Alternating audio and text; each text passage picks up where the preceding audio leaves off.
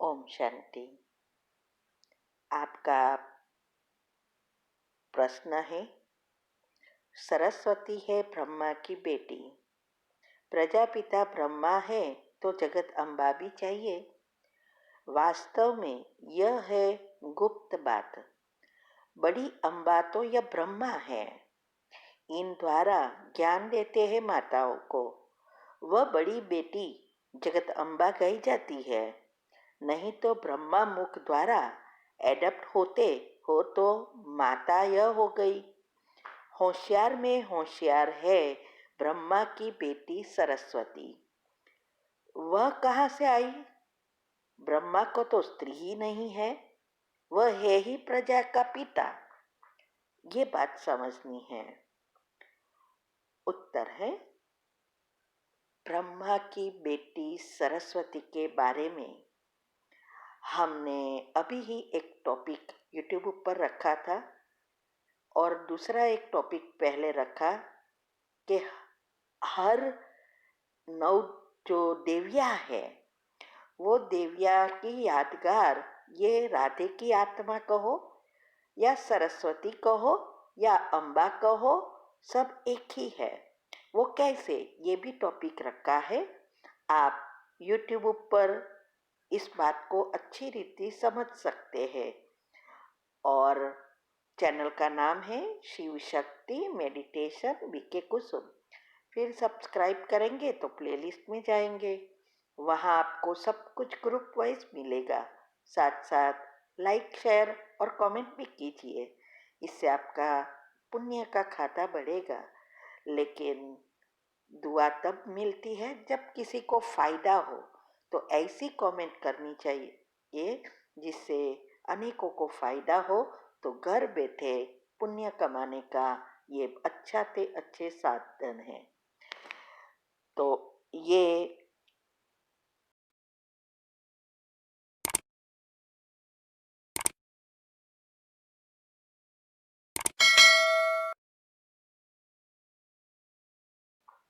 ओम शांति।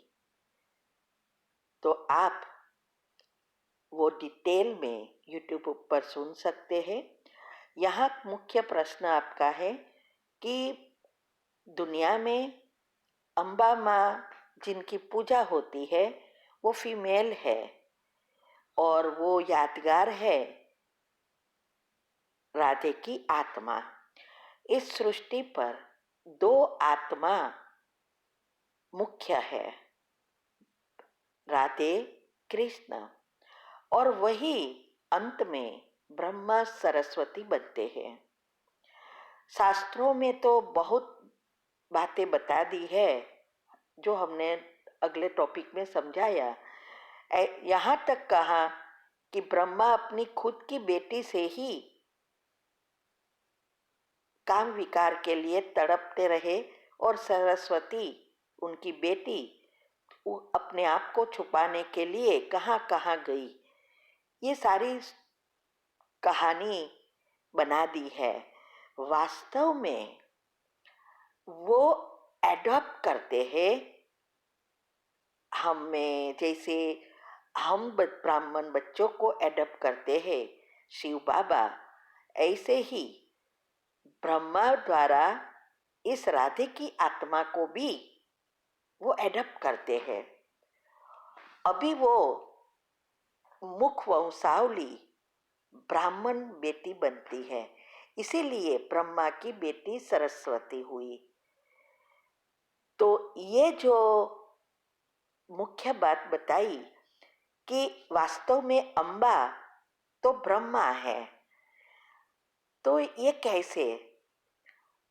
हमने कुंडलिनी चक्र के टॉपिक में बहुत डिटेल में समझाया है कि कैसे हमारी जो मुख्य 3 नालियाँ है जो इलेक्ट्रॉन, प्रोटॉन और न्यूट्रॉन से जुड़ी है, ये 3 नालियाँ ही एनर्जी का स्रोत है और ये 3 एनर्जी से ही सारा विश्व चलता है।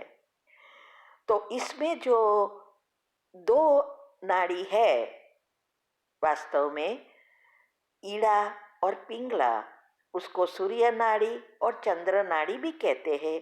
शिव और शक्ति भी कहते हैं।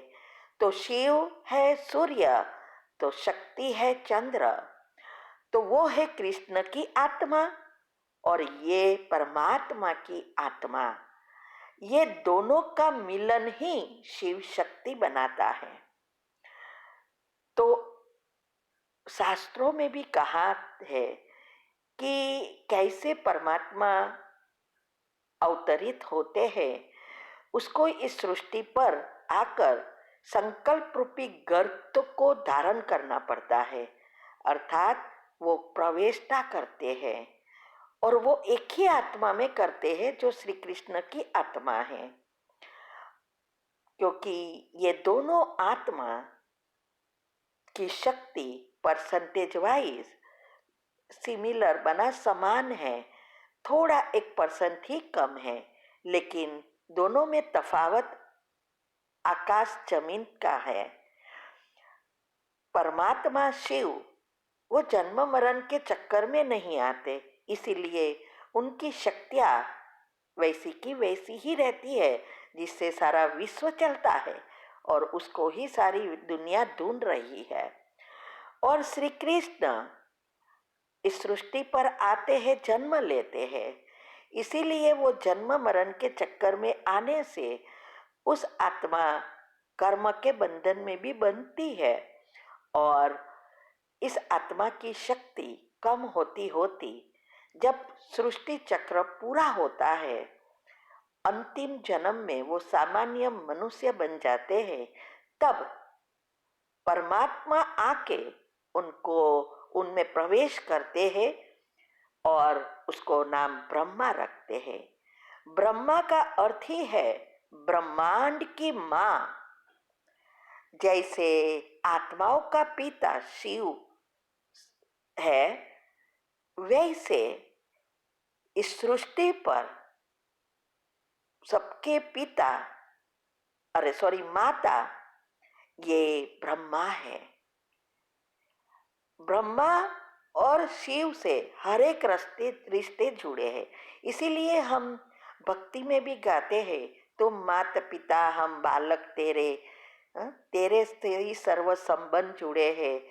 ये सब गाते हैं लेकिन अर्थ नहीं समझते हैं। ये भी गाते हैं कि नर ऐसी करनी करे सो नारायण बने, नारी ऐसी करनी करे सो श्री लक्ष्मी बने। ऐसा नहीं कहा कि देवी ऐसी करनी करे सो लक्ष्मी बने, नहीं, नर और नारी माना हम मनुष्य की ही बात है। ये भी कहा है कि नर से नारायण बनाने में उसको समय नहीं लगता। बहुत सारी कहानियां शास्त्रों में बताई है और ये स्थूल को जानते हैं, लेकिन वास्तव में सूक्ष्म को नहीं जानते। इसीलिए समय अनुसार माना समय बीतते बीतते अभी अंतिम जन्म में तमो प्रधान सब आत्माएं हो गई है। इसीलिए जैसा वातावरण वैसे संकल्प और बुद्धि और वैसा ही शास्त्रों में वितरण करते हैं, मना उसको समझाते हैं। तो इसीलिए ये दो आत्मा, शिव की आत्मा और श्री कृष्ण की आत्मा, ये दोनों वैसे कहो तो माता पिता है। तो सबसे बड़ी माँ ब्रह्मा है। इस सृष्टि पर हम जिनको याद कर रहे हैं उनको हम जानते नहीं, इसीलिए सब कंफ्यूजन हो गया है। तो ये शिव और शक्ति वही ब्रह्मा और शिव परमात्मा है। ये दोनों का मिलन ही सृष्टि परिवर्तन का समय है। इसको ही संगम युग कहा जाता है और इसकी यादगार पुरुषोत्तम मास जो आता है हर चौथे साल, ये इसकी ही यादगार है।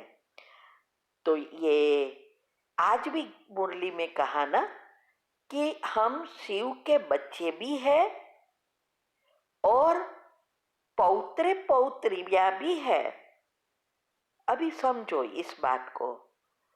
शिव परमात्मा के हम आत्मा के रूप में उनके सब बच्चे हैं, लेकिन पहला बच्चा जिसमें वो आते हैं, एडॉप्ट करते हैं पहले, वो है ब्रह्मा माना श्री कृष्ण की आत्मा, और उनके द्वारा हम बच्चों को एडॉप्ट करते हैं।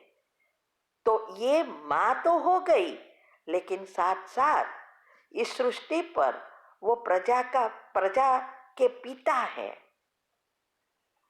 शरीर के रूप में वो पिता है और आत्मा के रूप में वो माँ है। तो इसीलिए जब हम इस शरीर में हैं, तो उस अनुसार हम ब्रह्मा के बच्चे, बच्ची और बच्चियां, परमात्मा के हम पौत्र पौत्री हो गए, क्योंकि वो दादा हो गया, पप्पा का बाप दादा हुआ। तो ऐसे हर रिश्ते ये दोनों से जुड़े हैं। और दूसरा, जब ये सरस्वती है जो अम्बा की आत्मा है, वो अभी अम्बा माँ की काम करते हैं, क्योंकि सृष्टि पर ये दोनों आत्मा का ही महत्व है। और ये सरस्वती को भी ज्ञान की देवी कहते हैं ना, हम पढ़ते हैं तो उनकी ही यादगार है, हम उनसे ही विद्या मांगते हैं। तो ये जब परमात्मा के द्वार पर आई, तो एक सेकंड में उसका अंदर की सारी चेतना जागृत हो गई और वो मातृत्व के रूप में छोटी उम्र में दिखाई दी।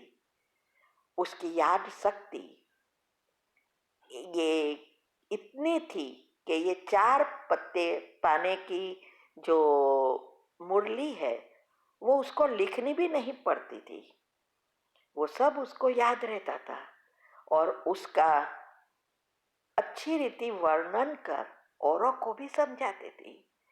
इसीलिए वो ज्ञान की देवी कहा गई, तो सरस्वती हुई। तो इसीलिए ये आज जो बताया कि ब्रह्मा की बेटी सरस्वती, और ब्रह्मा तो मैरिड नहीं है, उसकी पत्नी नहीं है, शास्त्रों में भी उसको अकेले ही बताया है और वृद्ध बताया है, और सरस्वती को यंग जवान बताया है। तो ये सब बातें बहुत बहुत गुह्य है। आप यूट्यूब पर स्पेशल टॉपिक में सारे राज को समझ सकते हैं, लेकिन उसको समझना पड़ेगा, सिर्फ सुनने से कुछ नहीं होगा। साथ साथ बुद्धि को दिव्य बनाना होगा, बुद्धि का ताला खोलना होगा, तब ये बातें समझ में आएगी। उसके भी टॉपिक रखे हैं, कैसे करना है। ठीक है। ओम शांति।